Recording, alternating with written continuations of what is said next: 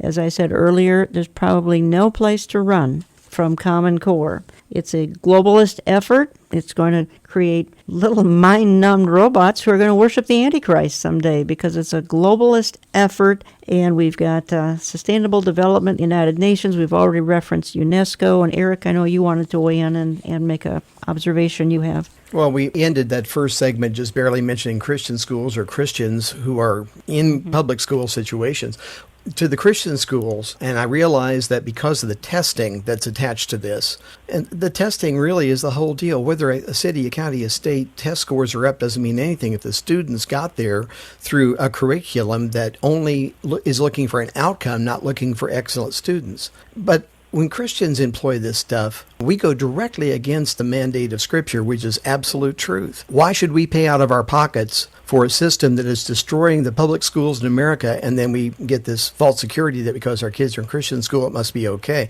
If my grandkids in the school they're in Tacoma, Washington, if I find that school is employing this stuff without anybody protesting or saying a word, I'll be the first one down there to be loud and to be clear about it and warn the other parents of what's happening, because most parents really don't know.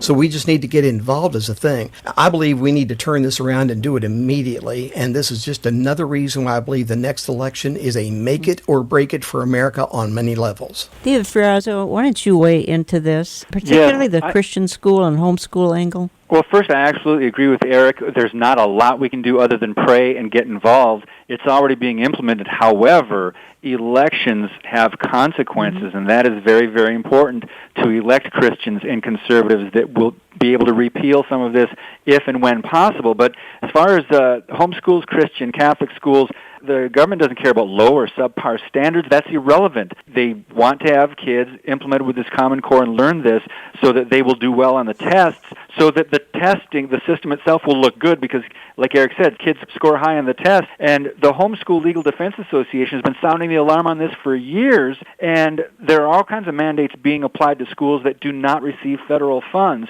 But Common Core could eventually impact, obviously, the homeschool, private school students by affecting college admission standards.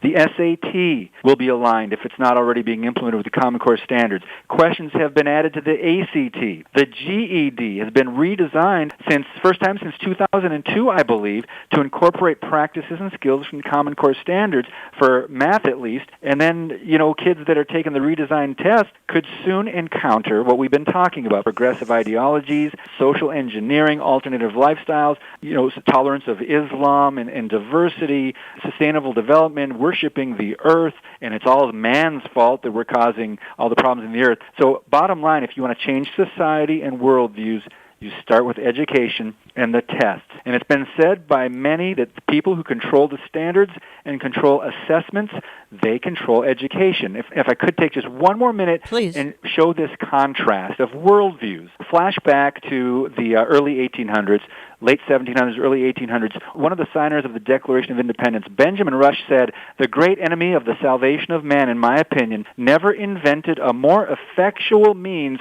of extinguishing Christianity from the world than by persuading mankind it was improper to read the Bible at schools." Now, John Dewey, of course, known as the father of American education, progressive education, he went on record to say you can't make socialists out of individualists. And, of course, Dewey was able to influence public school curricula back in the 30s and 40s of grants from the Carnegie and Rockefeller foundations. And, he implemented, John Dewey, a socialist and atheist, implemented teacher training programs. This is not a new thing. They've been out to eradicate Christianity for years. One of the other quotes that I remember from Dewey, he said, "There is no God and there is no soul. Hence, there is no need for the props of traditional religion."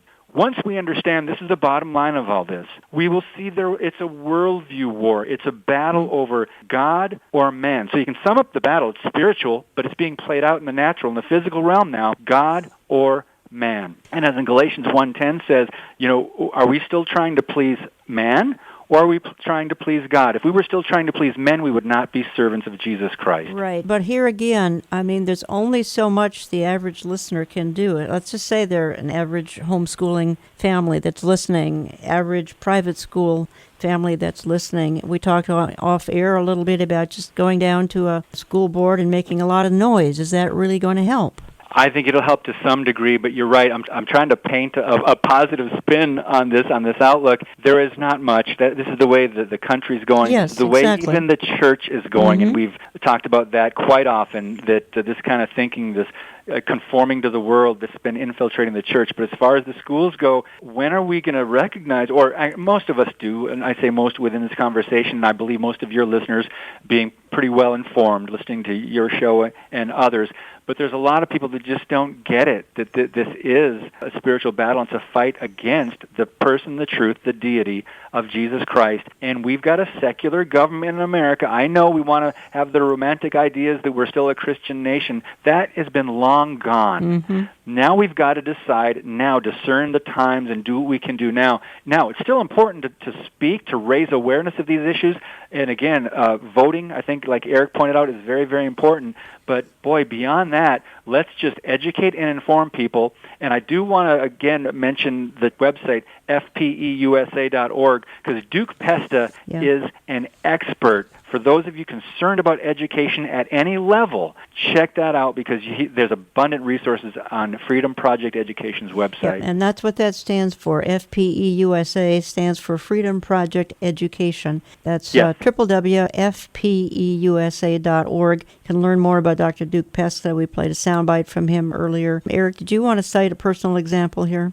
This morning, knowing we were going to talk about this, I called a Christian who I've known for many years, who for the first time is teaching a full load at a public school in Washington State. He's been a substitute teacher for several years now and has not faced Common Core. He taught in the past, but hasn't done it for quite some time. That's the best way to put that. I asked him, what's the single most damaging element of Common Core? And he was silent. And he said, wow, I don't know where to start. And this is a teacher. He'd been into PE, been a coach, that kind of thing. And he's faced with this for the first time, being told in a teacher's meeting that they're not looking for students to excel. He said he was told in a teacher's meeting with the principal of the school, problem solving is more important than a student finding the right answer. To give you an idea, folks, in Common Core, in this particular school in Washington, there are 3 grades a student can get in any particular project, test, etc. 0 to 60 gets a 1, 61 to 73% gets a 2, 74 to 100% gets a 3. This isn't about preparing your children to excel and to go forward, or helping those who maybe have the ability but aren't yet tapping into it to excel and become what they can be. This is about making good little global students that all think exactly the same way.